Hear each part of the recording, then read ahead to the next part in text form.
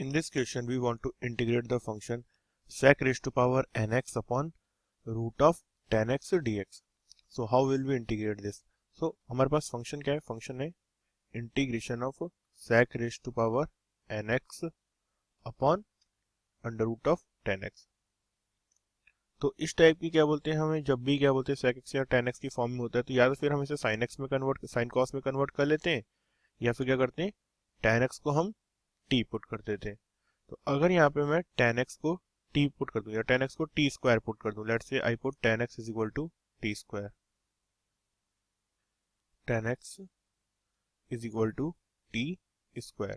तो यहाँ से sec स्क्वायर x की वैल्यू क्या जाएगी? sec square x is equal to 2t dt. अब हमारे पास गिवन एक्सप्रेशन में क्या है? sec raise to power nx है, तो इसमें क्या लिख सकता हूँ? Integration of sec raise to power n minus 2x sec raise to power n minus 2x into sec square x dx, और अपॉन में क्या जाएगा? अपॉन में आ जाएगा under root of tan x. अब इसमें थोड़ा सा हम चेंज करते हैं. हमने tan x को क्या पुट करा है? t स्क्वायर पुट करा है, और sec स्क्वायर x को हमने क्या पुट करा है? 2t dt के इक्वल पुट कर देंगे. sec स्क्वायर x dx भी होगा यहाँ पे, सॉरी. ओके, तो अब वैल्यूज पुट करने का क्या जाएगा? This is integration of sec of raise to power n minus 2x. अब यहाँ पे क्या है? स्टिल sec x आ रहा है, तो अब हम sec x को कैसे चेंज कर सकते हैं? अब दो इशू होंगे हमारे पास में. अगर sec n क्या है? हमारा इवन है. इफ n इज इवन, अगर n इवन होगा तो n माइनस 2 भी इवन हो जाएगा. तो मैं सिंपली क्या बोल सकता हूँ? sec ये हो जाएगा integration of 1 plus tan square x power n minus 2 by 2, क्योंकि मुझे पता है n माइनस 2 इवन होगा, क्योंकि n इवन होगा तो, और n माइनस 2 बाई 2 एक इंटीजर वैल्यू होगी. Okay, then sec square x dx है ही सही हमारे पास में. sec square x dx upon क्या हो जाएगा? Root of tan x. अब हम यहाँ पे क्या करेंगे? Root of tan x is equal to क्या करेंगे? t स्क्वायर पुट कर देंगे, तो कितना हो जाएगा? This is t.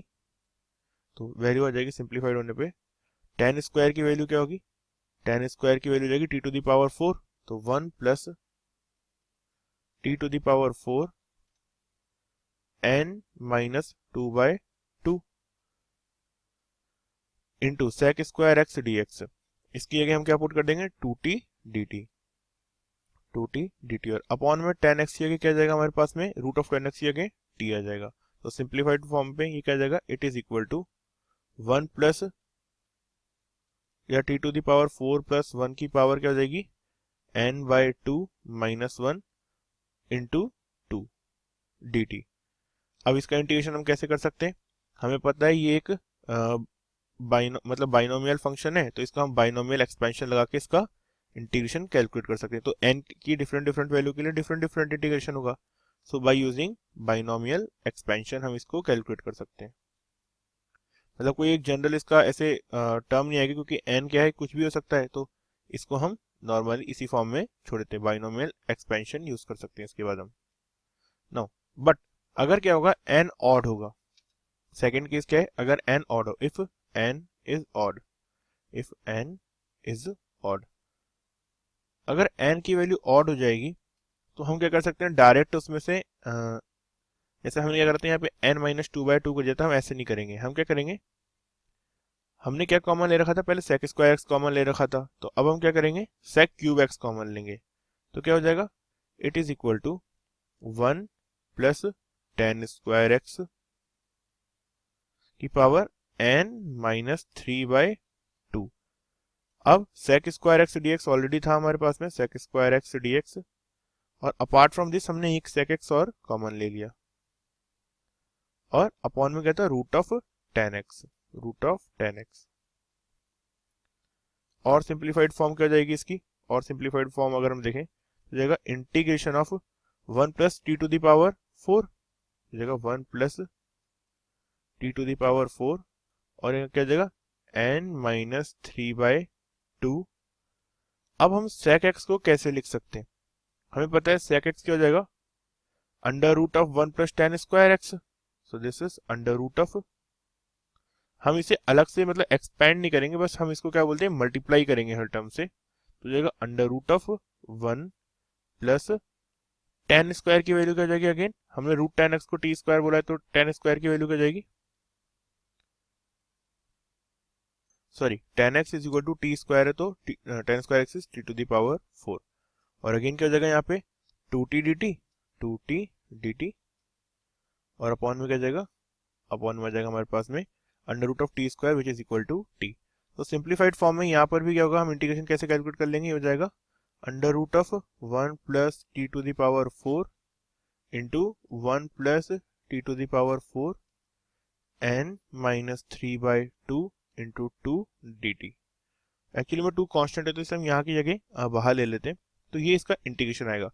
But actually में वी कैन क्लियरली सी कि यहाँ पे root 1 plus t to the power 4 भी मल्टीप्लाई हो रहा है, 1 plus t to the power 4 का बाइनोमियल एक्सपेंशन भी है, तो ये क्या है, एक वेरी डिफिकल्ट टास्क है, तो ये बोल सकते हैं very difficult task, very difficult task. But अब क्या है, इसीलिए हम स्टार्टिंग में बोलते हैं कि कोई सा भी अगर हमारे पास में फंक्शन है तो उसका जो डिफरेंशिएशन करना है ये तो बहुत इजी टास्क होता है, बट किसी भी फंक्शन का इंटीग्रेशन करना ऑलवेज पॉसिबल नहीं होता, क्योंकि इंटीग्रेशन करने की हमारे पास में कुछ फिक्स क्या बोलते हैं नंबर ऑफ वेज है जिसे हम इंटीग्रेट कर पाते हैं, तो हर फंक्शन का इंटीग्रेशन करना पॉसिबल नहीं है, बट हम डिफरेंशिएशन कर सकते हैं। तो सिमिलरली अगर n की वैल्यू ऑड हो जाएगी यहाँ पर, तो एक बहुत डिफिकल्ट टास्क हो जाएगा इसका इंटीग्रेशन कैलकुलेट करना। तो जब भी जनरली हम कोई सा भी ऐसे फंक्शन फेस कर रहे होते हैं तो उनमें क्या होता है, जो n की वैल्यू होती है वो क्या होती है, इवन होती है, एंड जो हमारे पास जनरली जो क्वेश्चंस आते हैं सिंपल इंटीग्रेशन के, उनमें भी क्या बोलते हैं जो पावर्स का सम होता है वो ऑलवेज इवन ही होता है। तो मीन्स पॉजिटिव इवन हो सकता है या नेगेटिव इवन हो सकता है, वो एक अलग इशू होता है, बट मोस्टली इवन ही होता है। तो इसमें जो n is equal to odd वाला केस है वो क्या है, वो हम अभी नेग्लेक्ट कर देंगे और कंसीडर नहीं करेंगे। So leave this. So this is the answer for this question.